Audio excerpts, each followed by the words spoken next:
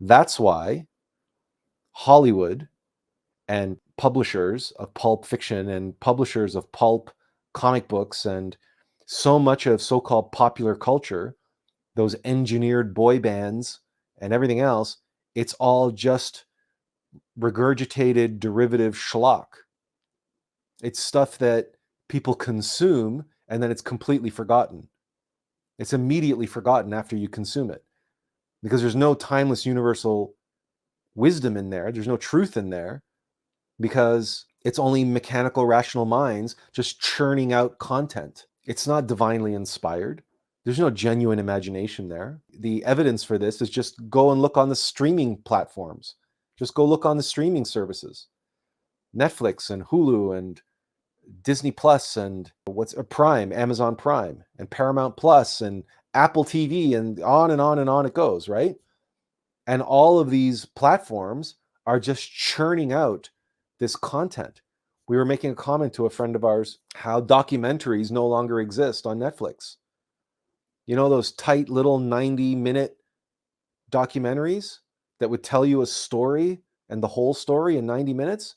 They seem to have vanished and have been replaced by documentary series, 3, 4, 5, 7, 8 episodes, an hour long each. So forget about the tight, impactful, dramatic storytelling that existed in some of the best documentaries, the best told real life stories. That's gone.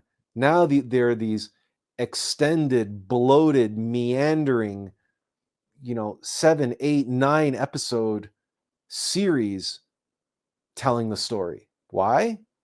Because the streaming platform needs content and wants people on there for as long as possible. Does that sound familiar to you? Ever have a song stuck in your head? Ever had a thought in your mind that you couldn't escape, that you couldn't get rid of, that just kept haunting you? Ever had anything that your mind was just obsessing over constantly, over and over and over and over and over? Or how about a desire, a craving that you couldn't shake? Or a fear, an anxiety that you couldn't shake?